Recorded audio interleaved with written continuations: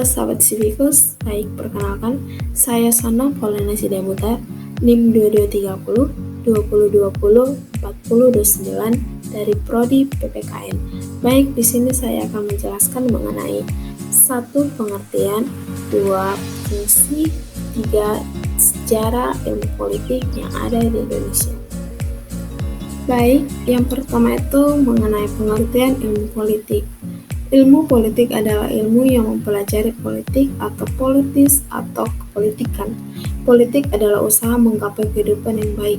Di Indonesia kita teringat pepatah Gemaripa Lojinawi. Orang Yunani kuno, terutama Plato dan Aristoteles, menamakannya sebagai endaimonia atau the god life. Dengan demikian bahwa politik dalam suatu negara atau stage berkaitan dengan masalah kekuasaan power, pengambilan keputusan atau decision making, kebijakan publik atau public policy, dan alokasi atau distribusi, allocation or distribution.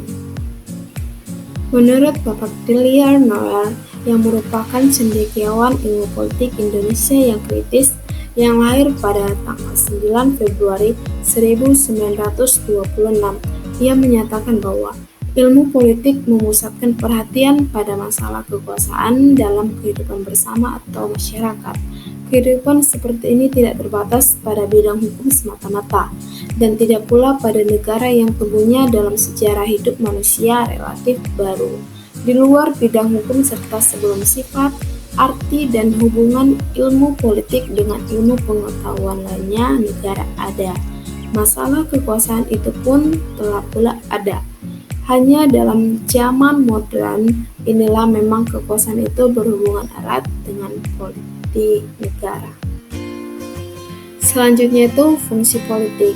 Fungsi politik ada 3, yaitu yang pertama perspektif intelektual. Perspektif intelektual tujuan politik adalah untuk tindakan politik. Agar dapat bertindak dengan baik secara politik, orang perlu belajar asas dan seni politik dan nilai-nilai yang dianggap penting.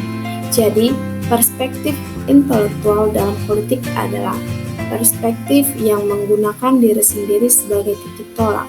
Sebab perspektif itu berlawanan dan dibangun berdasarkan apa yang dianggap salah oleh individu dan individu tersebut. Yang kedua itu perspektif politik. Perspektif politik bahwa pandangan intelektual mengenai politik tidak boleh berbeda dengan pandangan politisi. Jika politisi bersifat pada segera, sedangkan intelektual dapat menjadi politisi jika ia mampu memasukkan masalah politik dalam pelayanan sesuatu kepentingan atau tujuan. Jika tujuan pertama politisi adalah memperoleh kekuatan, maka tujuan yang kedua adalah mempertahankan kekuatan. Yang ketiga, perspektif ilmu politik. Perspektif ilmu politik dalam hal ini, politik memandang sebagai ilmu. Ia menilai dari sisi intelektual dengan pertimbangan krisis serta memiliki kriteria yang sistematis. Pendirian ini memandang pada arah ke depan untuk diprediksi akibat tindakan politik maupun lahir para politisi. Para politisi memandang politik sebagai pusat kekuatan publik. Kaum intelektual memandang politik sebagai perluasan pusat moral dari diri. Karena itu, politik sebagai ilmu menaruh perhatian pada dalil-dalil, keabsahan, percobaan, hukum, dan keberagaman. Nah, yang terakhir itu mengenai sejarah ilmu politik.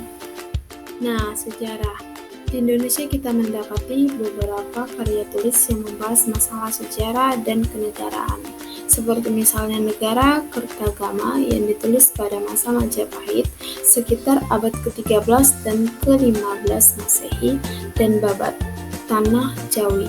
Sayangnya di negara-negara Asia tersebut, kesustraannya yang mencakup bahasan politik mulai akhir abad ke-19 telah mengalami kemunduran karena terdesak oleh pemikiran barat yang dibawa oleh negara-negara seperti Inggris, Jerman, Amerika, dan Belanda dalam rangka imperialisme.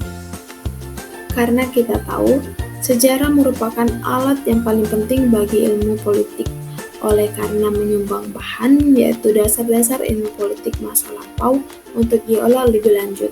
Perbedaan pandangan antara ahli sejarah dan sarjana ilmu politik ialah bahwa ahli sejarah selalu meneropong masa yang lampau dan inilah yang menjadi tujuannya. Sedangkan sarjana ilmu politik biasanya lebih melihat ke depan atau future oriented. Bahan mentah yang disajikan oleh ahli sejarah beristimewa sejarah kontemporer.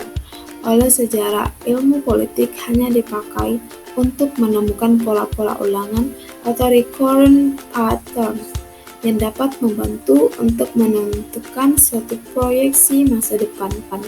Sarjana ilmu politik tidak puas hanya dengan mencatat sejarah, tetapi ia akan selalu mencoba menemukan dalam sejarah pola-pola tingkah laku politik atau patterns of political behavior yang memungkinkannya untuk dalam batas-batas tertentu menyusun suatu pola perkembangan untuk masa depan dan memberi gambaran bagaimana suatu keadaan dapat diharapkan akan berkembang dalam keadaan tertentu.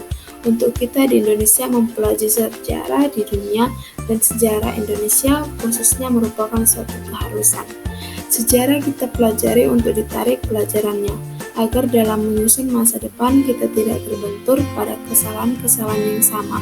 Misalnya, perlu kita pelajari revolusi-revolusi yang telah mengguncangkan dunia, yaitu revolusi Prancis, Amerika, Rusia, dan Cina, supaya gejala revolusi yang telah kita alami sendiri dapat lebih kita mengerti dan tarik manfaatnya. Begitu pula misalnya, perlu sekali kita mempelajari faktor-faktor yang telah mendorong Partai Komunis Indonesia atau PKI untuk menyelenggarakan pemberontakan Madiun pada tahun 1948 dan gerakan 30 September pada tahun 1965. Sekian hasil pemaparan saya. Terima kasih telah menyaksikannya. Mohon maaf jika ada pengucapan salah kata yang saya perbuat, karena kesempurnaan itu hanya berasal dari Tuhan Yang Maha Kuasa. Sekian dan terima kasih. Dadah!